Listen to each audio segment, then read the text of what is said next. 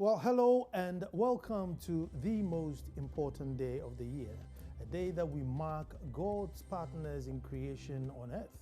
How important is that? And to set the conversation rolling, today's International Day of Women, and to set the conversation rolling, there's a poem that I got, and obviously it's very sad that I cannot give credit to anyone because it was on a WhatsApp thread, so I don't know who wrote it, but obviously sounds like a woman wrote it, so whoever it is that wrote it, let me first say kudos. But it says, I am a woman, so what? I get into an argument with a man, he slaps me. I feel the pain, yet they tell me I provoke him. I should have been quiet. I should have been patient. I should apologize to him. I get into an argument with a man, I slap him. They tell me I have no respect, no home training. I should have been quiet. I should have been patient. I should apologize to him because I am a woman. I don't have the right to be angry. So the degree of my innocence is directly proportional to the degree of my silence in the face of oppression and brutality because I am a woman. My husband cheats on me. I'm told to tolerate it to save my marriage.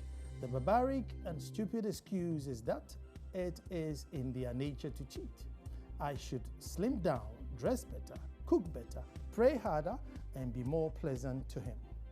When I cheat, I am a whore. I have committed an abomination. I have no right to look elsewhere for the love and emotional support I lack at home.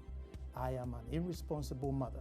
So I am sent packing from home we both built, with all my earthly possessions stuffed into a tiny box over my head. I am henceforth forbidden to see my two older children, but I'm lucky to be allowed to go with my little one still suckling to my left breast. 3 years later, he's tagged the bastard. Now my new name is After 3 because I am a woman. He's 28. He runs a company. He's tagged wonderful, hardworking, focused, career-oriented, successful at a very young age. I am 28. I run a company. She's not even married, unserious, cannot even prioritize her rights. A hustler, she loves money. Let her go and get a husband. That's what is important. And I wonder if being successful has anything to do with a person's gender, because I am a woman. I am not allowed to have wits or be a prodigy. I cannot be financially buoyant, professionally successful, or be treated with respect without a man besides me. Then I am tagged as a generous leg opener, a runs girl. They never see the possibility that I actually had to go through ups and downs to get where I am because I am a woman. A man loses his wife to death. He remarries after a year and he's done the right thing. He's been praised and congratulated for moving on because after all, life is for living. When a woman loses her husband to death, he remarries after 4 years. So early? Are you sure she wasn't sleeping around even when the husband was alive? That's why she killed her husband. She's a witch because she's a woman. Because I am a woman, this post will be considered controversial and everyone will try to correct me. But don't forget that I am a woman and it does not make me less of a human. When I come back, I will introduce my guest. My name is Nana Sakwa.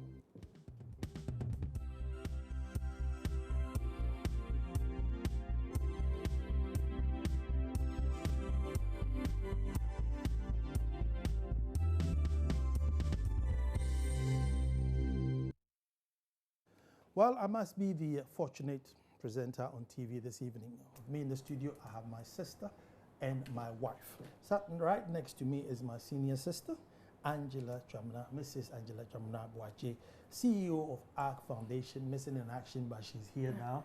Says you're welcome. Well, thank you so much. It's good to see you. Good to see you too. Good to see you too, and glad that you accepted to come. I couldn't have done any less. It was blackmail. Also in the studio, Oyeneyire Award Dansoa, CEO of GDA, host of The Standpoint, First Lady of Akwamu Eduma Asa. Awo, you're welcome. Thank you. Very good. Well, today's International Women's Day, and I got this poem, so I thought I opened the show with it. I thought it was It's good. Set the tone for it does for what's happening today.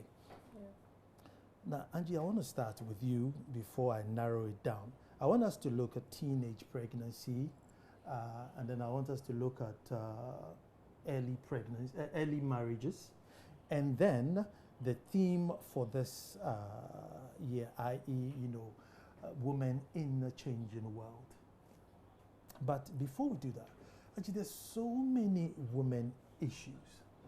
Should women advocate, segregate and say, look, this year we're only looking at teenage pregnancy, go hard on it, and then maybe next year we look at, child mortality, because otherwise there's so much in the pot and then we don't seem to put any steam into any particular one. Well, it's a difficult thing to talk about. The reason being that these are all daily issues. Whether you're talking about maternal mortality, teenage pregnancy, violence against women, child marriages, women in public life, name it, women in socioeconomic spaces and so on. There are things that are occurring on a daily basis. The ideal situation would be that you have many groups advocating at the same time many of these issues. Because if you leave one out, next year you come, it's gone back again. That's been our experience. When you stop talking about one particular issue, it falls off the front burner. That is, if it ever gets to the front burner. Usually it's in the middle burner or the back burner. Okay, so ideally we should have voices clustering around all these things and ensuring that at policy making level, at legislative levels, at community education and sensitization level, at services provision level, there is work going on consistently across all of these issues. And that's because the danger is just that they are daily issues, and if you stop talking about any one of them, they disappear. Oh, what? I don't know if there was ever a target set as to, look, we need to get to A, B, C, D, and then, there won't be that level of advocacy. Because, you see, what then will happen is that there will be women in workspaces, there will be women given opportunities, and women will still be shouting, and everybody will wonder, why are you shouting? Because, look, you have equal opportunities. There are women in high places, there are women everywhere, there's a woman cameraman, there are women now there. The opportunities are there for women to also grab. Should the argument not now turn to women to say, look, be bold for change, go out there and get it, rather than somebody's putting impediments in your way? Yes, of course, be bold and go out there and take it. Yes, we are urging women to do that, but we will not deny the fact that there are the obstacles, there are the challenges, there's still the resisting forces out there, people who still think that you are just going to virtually drag them off the seat and sit on it. Whilst all we are asking is, listen, there's a space in between. We can shift. Around this, it's 3 of us. But then if we want to have 5 or 6 people, we can still fit around here and get the program going beautifully. So we are saying that there are spaces there. We want to occupy our rightful spaces.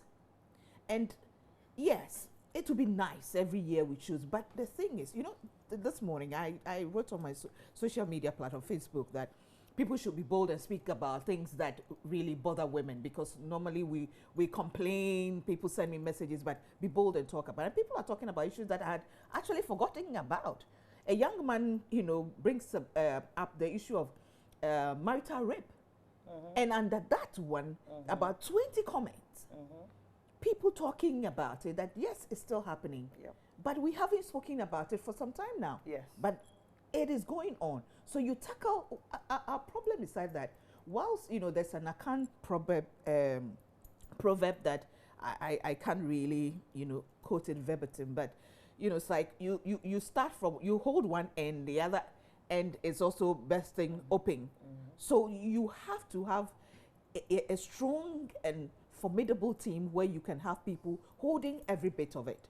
So Angie is holding the head, I'm holding the tail, Aisha is holding the middle, somebody else is tackling. So we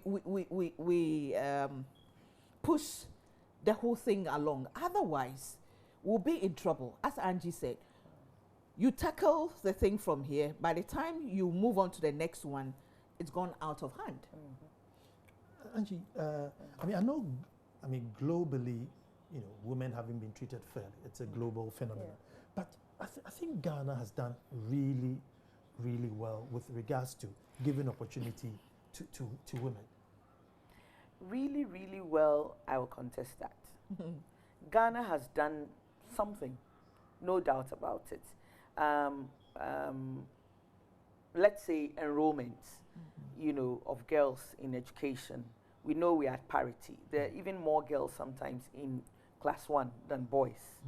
But just go up class 3, class 5, getting on to JSS, then you see the numbers dropping again. The boys multiply.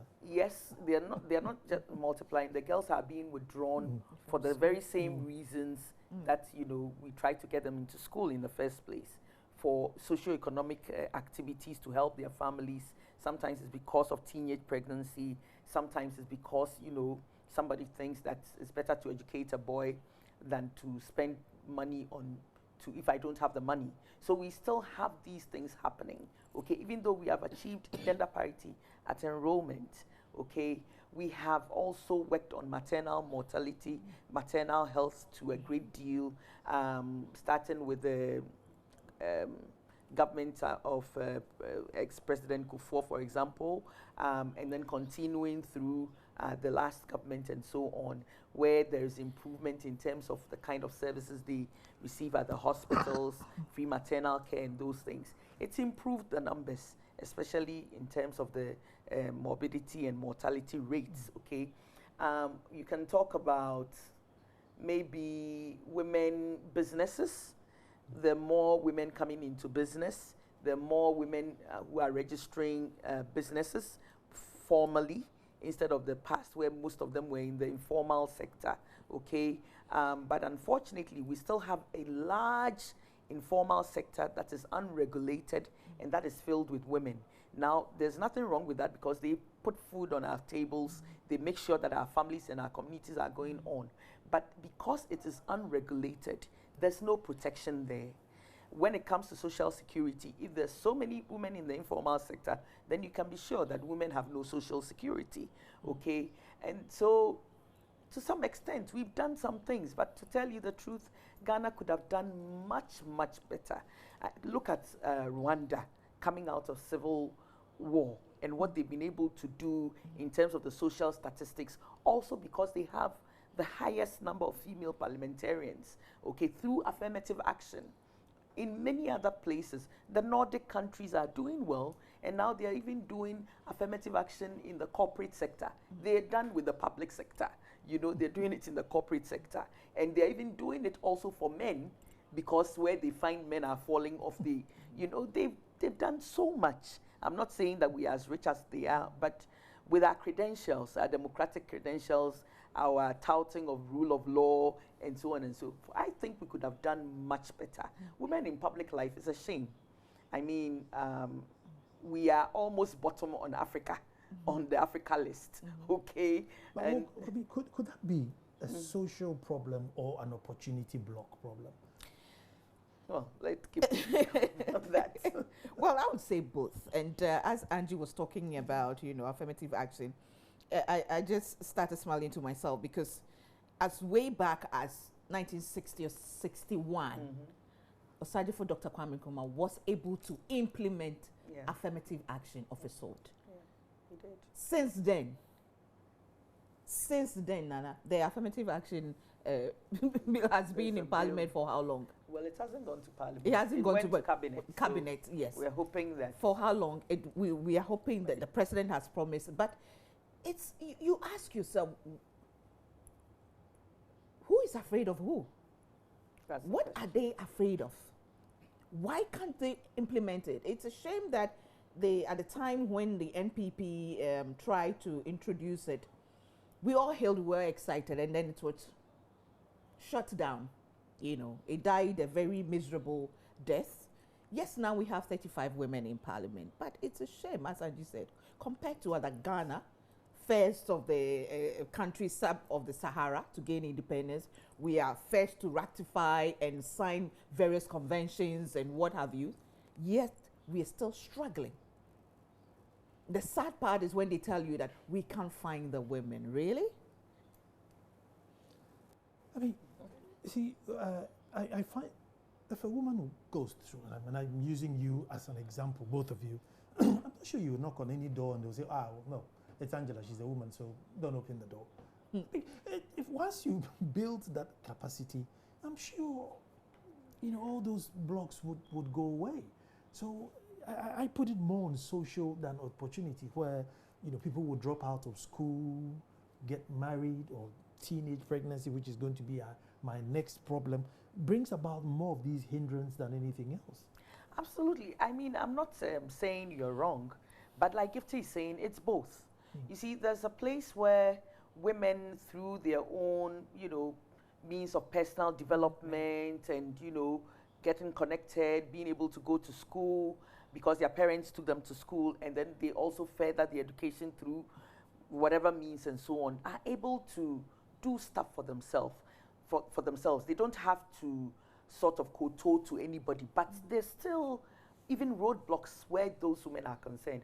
I mean, I still drive on the street, and then some public transport driver would cross me, do the wrong thing, and then I look up, or I look at the person, and the person will just say, oh, free honome, are you not a woman? Your husband. And those perceptions, and the person sees that, okay, I'm not sort of downtrodden or anything, but they don't care. I'm a woman. I fit into the idea of somebody you can objectify, somebody you can insult anyhow, and so on, because to them I'm a woman. Now you can imagine if that kind of a person was in a leadership position. And yes, there are people in leadership positions who have that same kind of thinking. And I tell you, there are people in spaces of power who told us not too long ago that if we think that the Domestic Violence Act took a long time to pass, then we have another thing coming if we bring the Spousal Property Rights Bill. They were not ashamed to tell, and these are people you sat in the classroom with them. We'll kill the men. Yes. We'll kill the men and take their property. Exactly. And they are in places of positions that they can take, do policies that affect you. So how do you deal with a thing like this? The social is there, but it's also because somebody can block your opportunity because they think of you in a certain way. And Nana, before you come in, please forgive me, but you talk about somebody like Angela. She can't. People will not turn her, or nobody will turn her. You'll be surprised. She'll go in there somewhere. Somebody knows she's good. She's got all it takes. But then, she'll come and take my shine. So why should I let her come?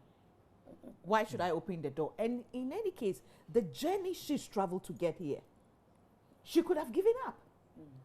But for the support maybe she had, and for the self-determination and what have you that she's got, I'm sure she will tell you that people still tell her when she tries to motivate and encourage her, she'll tell her, oh, Angie, I don't have your strength, your kind of strength. I don't have your kind of determination. We are all different.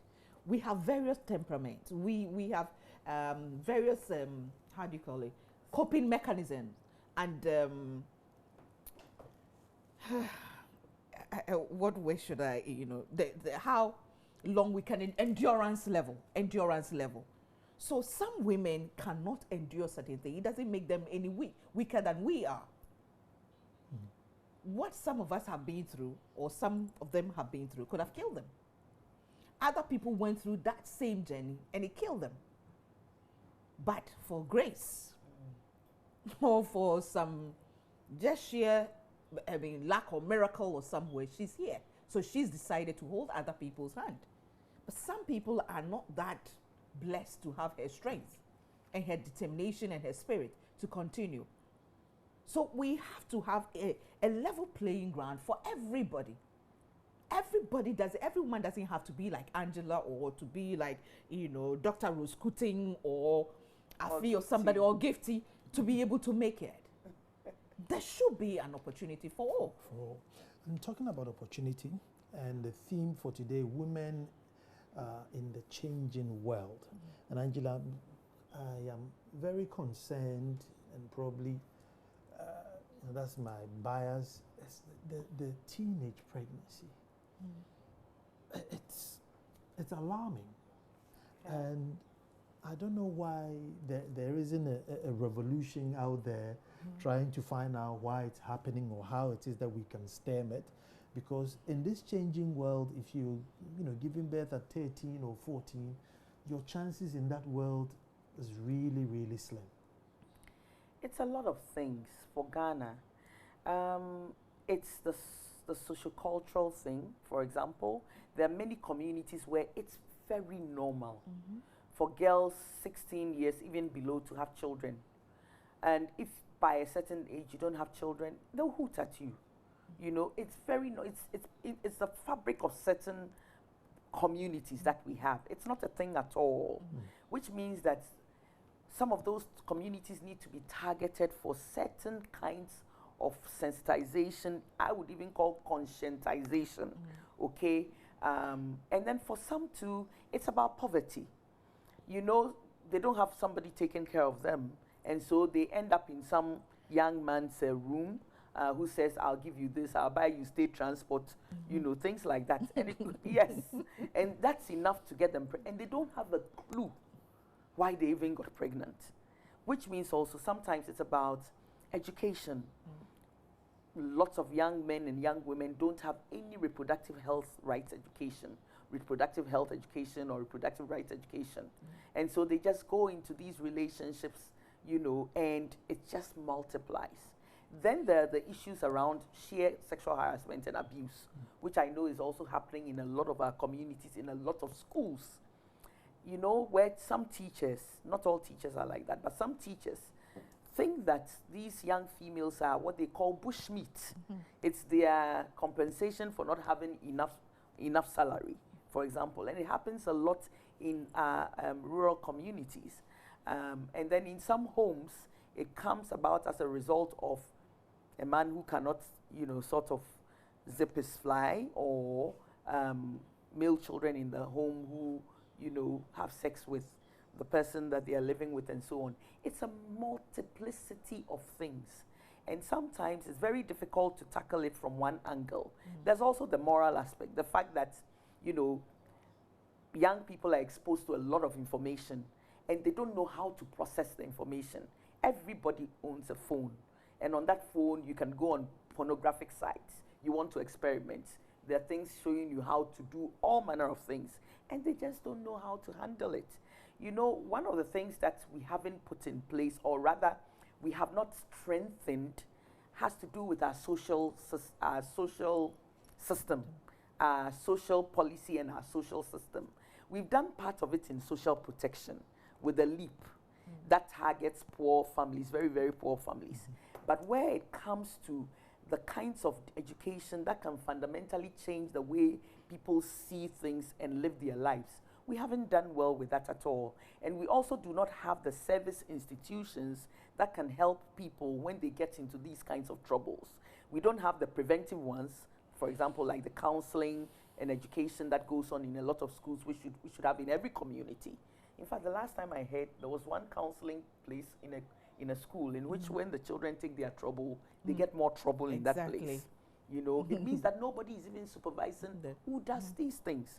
So we don't have the preventive part, and we don't have the provision of services part in case people get into that kind of trouble. What do they do? Who do they talk to? Who will take care of them? Who will take care of the kids? Should we put them back in school? So for Ghana, it's like a runaway problem. And if our policy institutions do not really sit and look at it hard, part of which is just ensuring that girl children are in school and staying in school. Okay? Staying in school. One part of it is that. Staying in school all the way to whatever SS or beyond, that transforms a bit of their lives. But when they are dropping out somewhere or it's very weak, then they can't even take basic decisions for themselves. And that's what we are facing. In 2010, Ministry of Health survey said that 750,000. I don't know where they got, but I've double checked, I've triple checked. The 750,000 females between the ages of 9 and 19 got pregnant. So probably that's who went through hospitals and stuff like that. But 750,000. In that same year, Central Region was about 14,000. So giving Central Region the numbers they caught. So you can imagine the numbers out there. Is it a problem that has now gotten out of hand? I don't know whether it's gotten out of hand or it's now being recorded and people are taking notice of it. But whatever it is alarming and we need to do something about it. Now, the new trend that I'm hearing people talk about is that, even Mary was a teenager when she became pregnant with the baby Jesus. Is in Mary's birth certificate? And serious arguments going on about that. But you see, we are destroying our future. The theme for our 60th anniversary was mobilizing for Ghana's future. The young ones, and I would dare say the girls, because they will reproduce to give us the future that we need. They are the ones that said what? The hands that rocks the cradle. It must be educated, it must be empowered. These girls, the ones who we record that get pregnant, let's pray that they go through the process and even give birth. Another angle is same Central Region. I did a study, and the number of young girls who are having abortions and safe abortions, and the methods they are using, destroying their lives. These children are also not mature enough, so there's the danger of fistula. And the recent study you were talking about, 2000 and what? Recent one, they're talking about about 1/3 of those who impregnate these children are teachers. The very ones who have to protect the young ones, the children. We have fathers, we have uncles, we have stepfathers, brothers impregnating these young girls. And when it goes to the police station, that's another case altogether. Either the police mess it up, or family follow up, or chiefs follow up to say that let's take it home and then handle it. We don't want the family's name to be disgraced. But we are destroying the future of these girls. The psychological effect that it had. On chiefs? Yes, I did. She did. for good reason. But what can chiefs do? Or what should chiefs do? A lot. A lot. Nana, you know what you do in Edumasa. How you threaten almost everybody who dares come in there and tell, don't touch my kids. You impregnate my children, I will take you up myself. I'll report you. Chiefs can stand up for the young ones in the chiefs can talk to the mothers. You have, I don't know whether it's a law or whatever it is in Idumasa, 7 p.m., no child should be seen out. Interestingly, I went there one holiday and the kids were so happy they came to me. 7 p.m. they started running. They started running because they know, because if you stay after 7, your parents are charged 10 cedis each. And they don't want to pay. They don't have that kind of money. So chiefs can do a lot. I mean, why didn't we have such problems? Why did we have, communities that were decent, that were, celebrated, or role models, became models in our society? It's all because of the chiefs. In fact, we've gotten to a point where we need to get the chiefs involved in some of these battles. And Angie will tell you, with the ARC Foundation, they do a lot with the traditional leaders. They do a lot. They interact with them when they go around. They interact because we need them.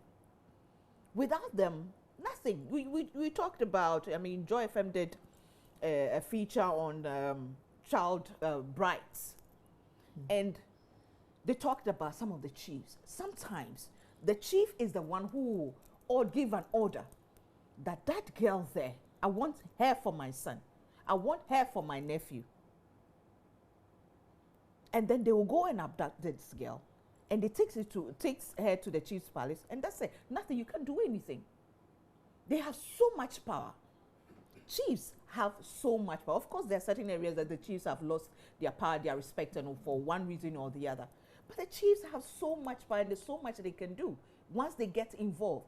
When the teachers come, when the farmers come, when the extension officers, I'm not saying they are the ones who do it, but I'm just, the young people in the village, the old men, you talk to them. You initiate laws and rules and regulations that this is not done. It's a taboo. We will punish you, not banish you, but give you a sort of punishment if you do that. And they'll all listen to you. I mean, when I say you the chiefs, they listen to you. They recently look at what happened in Ashanti region. Nobody dared go out because the traditional authority says, no, everybody obeyed. Do you think if it had been a state order, would have been observed to that extent? The chiefs still have so much power. So please stop pretending that every power has been taken from you and that everything is now central government and DCEs and the NGOs who are coming in for them to come and own the communities. Save your young ones. Take pride in your youth. Let it be said that, oh, this the next president, the next minister, the next whoever, the next even first lady is from my village, is from my town. Because you groom them, get involved. Let the chiefs get involved in the communities, in the lives of the young ones, and especially the girls in there. Unfortunately, sometimes, now it's gone down. The chiefs also see around, and these same young girls, they Angela, use them for. Angela, is this? Nana, did you hear me? Yes, I heard okay. you. All right. I'm speaking out for my fellow chief brothers. But Angela, is it a new phenomenon, or because everybody thinks it's culture to impregnate 9-year-olds and 10-year-olds, and it's our culture. Is it our culture, or is this something that is being corrupted? It's not our culture. It certainly is not our culture. Even though there were some communities in Ghana that, did early marriages, pregnancy was another matter. You couldn't just impregnate. I know you could extend your intentions at an earlier age, that when she grows, I want to marry, and therefore you pay some. Yes, those things were there, and yes, there were younger females. When I say this, I mean below age 18, because the legal age for marriage since 1998, in fact, since the Constitution and so on, is 18 years, okay? But despite that, pregnancy was another thing. You could not just impregnate, even an adult female, okay? You have your boyfriend, you go and do things, and then pregnancy results. It's so hard for you to go to the family because you know that you're going to pay a fine. You understand exactly. So pregnancy was another thing altogether. So I will not buy this cultural argument. It's a mishmash. There's a bit of the poverty issues. Like I said, there's a bit of the modern mixed with socio-cultural issues in there. There are the morality issues there. There's the lack of supervision issues. All of those things are there. So it's really not a cultural thing. I think, like Gifty said, one of the things that has been effective has to do with our local governance systems, not just the district assembly level. That has its role to play, because the district assemblies have the primary responsibility for child protection. It is something they've all abandoned, most of them. Sometime in the 90s, we used to even have awards for district assemblies who were the most child-friendly. When the Ghana National Commission on Children, and I really wish we had that commission back one way or the other, because the children are lost in the system, but that's another conversation, was really Ghana National Commission on Children. It used to train even for children's budgeting. And it will go around the district assemblies and do children's budgeting and award district assemblies that were doing well on child-friendly policies and child protection issues. And then governments changed, and then, well, so back to Batan, that's Ghana's story. But then, when it comes to the chiefs, I want to stress on what Gifty said. I've met chiefs who are very progressive, very revolutionary in their thinking, if you like. There was one very, very old chief I met in a part of northern Ghana. I was with a team, and the man said, in this place, nobody does female genital mutilation. And that was simply because he had given an order that nobody can cut or circumcise a female, period. Very old chief. I'm sure by now he's gone on, you know, passed on. Very, very old, probably 90-something years old. Okay, there's a lot of power that chiefs wield, except that they do divide and rule and select and push. So if this particular, you know, thing would help me maybe rake in some money or give me more power, the tendency is to move towards those things. Those things that they consider pesky issues, you know, like flies bothering them, teenage pregnancy, it depends on the chief.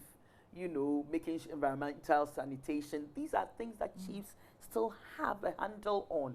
Even the weakest Odikru still has power in our country. Once they issue orders, you know, all you need is a gong beater who is very skilled at announcing what the chief wants. And generally speaking, that has been our own experience. So I still insist that for things like teenage pregnancy, seriously speaking, the chiefs can do so much. The only thing I'll add is they should build teams.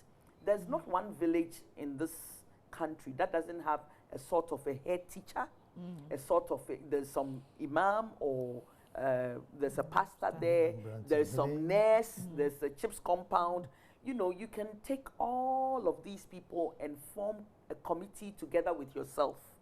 And you can really come up with strategies that enable you to prevent things from happening, to protect should it happen, and to connect with other services, you know, at the district level and so on. So, for example, to the DOFSUS, to the social welfare, to the Commission on Human Rights, and those things. So that at the base, there are committees that are working, made up of people, you know, the village nurse, the, you know, all those midwife, whoever, plus linking up so that you can handle some of these things at the base.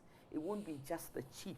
It will be a team of people who are, well, good enough to be able to do these things. But it's important the chief is involved, because of that is involved. Yes, as chair, probably, yes. See, is it a clear case of them and us? Because you realize that those who get affected are definitely mostly poor, mostly the poor. Those are cantonments, airport hills, rage. We don't have these issues.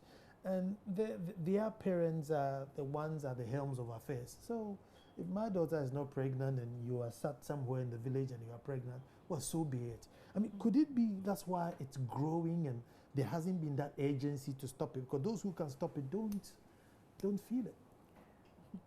Do you want Gifty to handle that? No. Well, they should be more worried. They should be more worried than the so-called poor whose children are getting pregnant.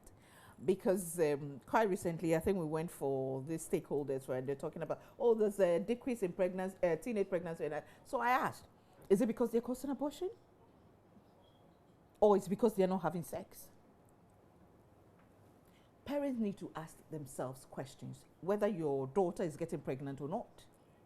What is really going on?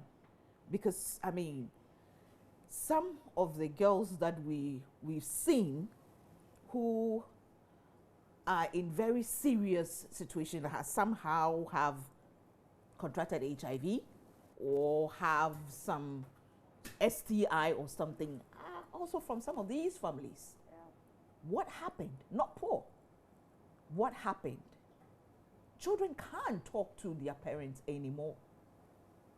They can't confide in them. Parents are not talking to their children about, you know, sex and sexuality, reproductive health, their rights and all they need to know. Somehow you talk about it on air and parents even think you're spoiling their children.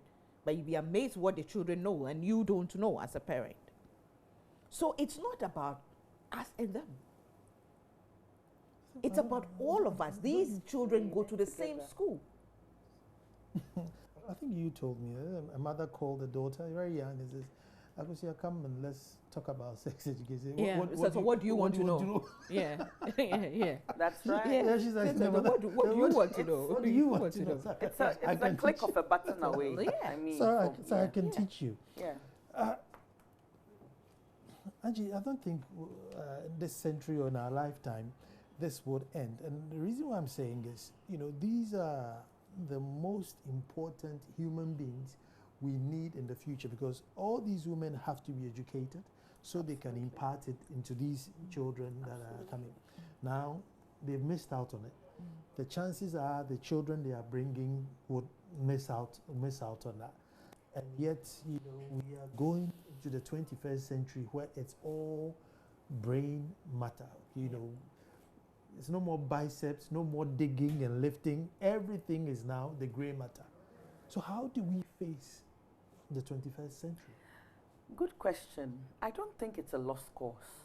Even those who have given birth to children, even those who have contracted HIV/AIDS, can live for a long time if they're taken care of. Those that have children, if there are ways in which we can handle the children so they go back to school, there are possibilities. Sometimes it's the parents who do that. Yes. Sometimes it's the community. But with a 9-year or 10-year-old who gave birth, she's suckling herself, and now she's getting somebody to suckle. Exactly. She has no value for school. No, she doesn't. So but if she gets support, she can go back. I know people like that who have ended up becoming lawyers and doctors and so on. They had children very early. Actually, but it's just because they got the support. We are talking 750,000 people. Let me even slash it to 300,000 people. Well, it's better to do something with even a few than to do nothing at all. You see, Ghana, we have this tendency of throwing our hands up in the air. There isn't much that we can do. I don't think so. If you put budgets to a program and you get competent people who have an understanding of what to do, and especially how to link up in through the communities, you can change many things. You can change many things. Look, the people who will take, who are given $1 million budget are able to use $30,000 out of it and make impact. And do not swindle us with the rest of the money. They will return it. We'll return it to the chest, okay? And yes, there are impactful programs. There are examples around the communities. There are many organizations that have worked strategically in some of these things and have achieved results. The problem has to do with, can we scale up? And often it's about funding. And it's also because we are skint, usually, or our budgets do not like to cover social stuff, because we think it eats money, it doesn't bring money. But no, that's your human resource. And if you don't take care of them, in the future, we are going to be in big trouble. So these are strategic decisions that are taken at policy level, but it doesn't remain there. When you talk or you put something up on paper, you have to put the money to it. You have to find the people for it. And you have to find people who also monitor that the right thing is being done. And I am sure that if we had some understanding of where these people are, so much can be done for a number of them. We could have them, this number that you have of 750,000. We may be able to save a third. If only we are strategic and we are focused and we are serious. Because they are in our communities. We know them. We know where they are. But that's the thing.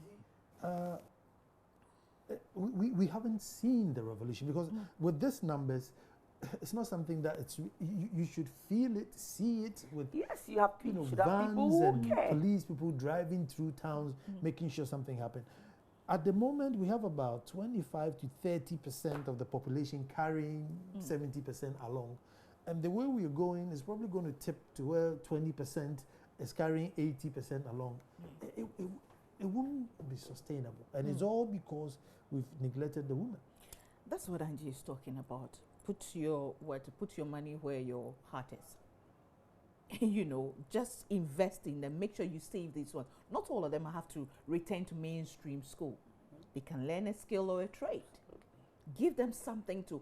Then I tell you, these girls, none of them will tell you that, oh, I'm okay with having one baby who is, you know, sucking my breast or whatever.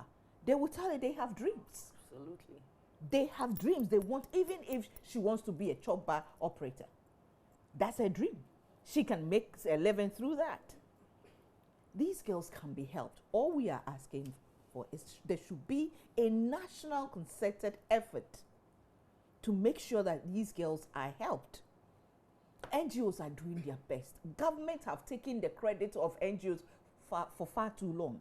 They go to conferences and then tout some of these achievements that have been implemented or have been achieved by NGOs that government have not contributed a penny to.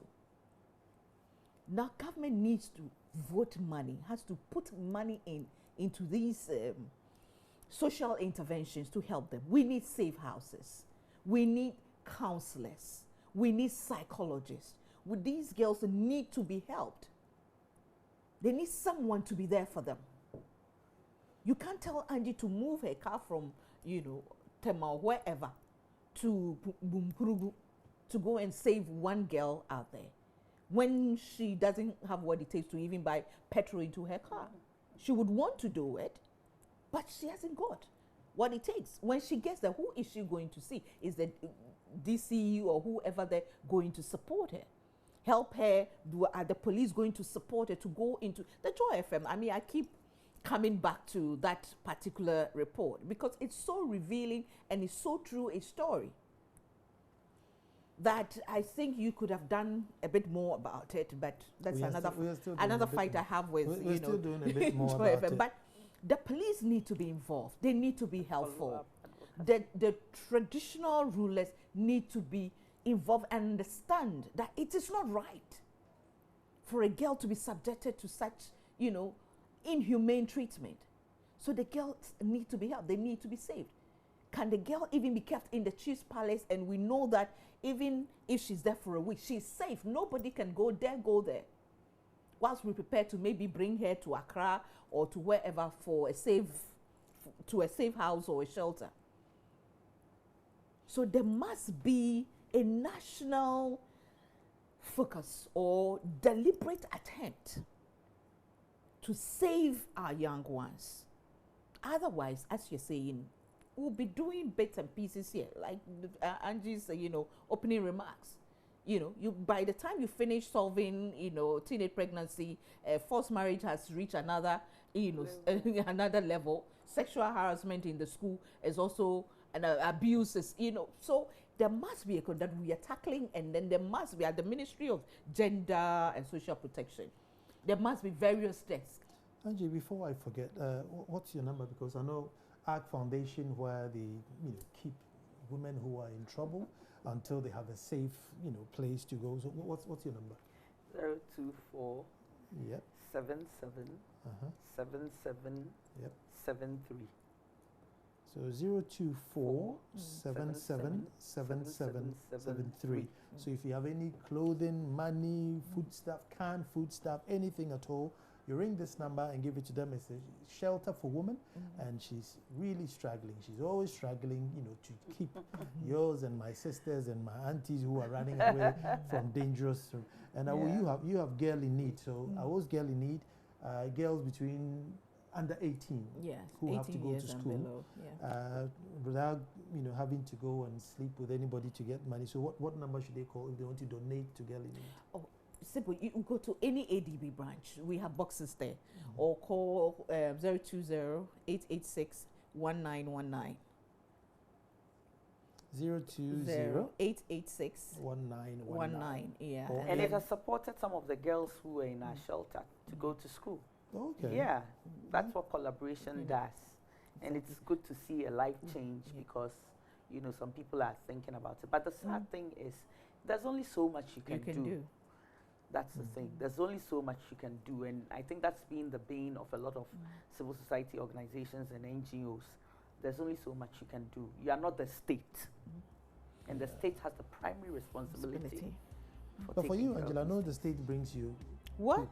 People, yes. Oh yes, I thought you were talking about money. People, yes, but The state actually brings it. Isn't that interesting? Yes, So yes, for the lots of ARC stories. Foundation is 024 777773. That's for the ARC Foundation. And to support the girl in need, all ADB branches, or 020 886 1919. Thank you very much for watching, and thank you very much, ladies, for gracing our show today. In-depth discussion on how the future will be grim if we don't look after our ladies. My name is Nana Sakwa the Fourth. Tomorrow we'll be back to do this all over again. Thank you very much for watching. Thank you.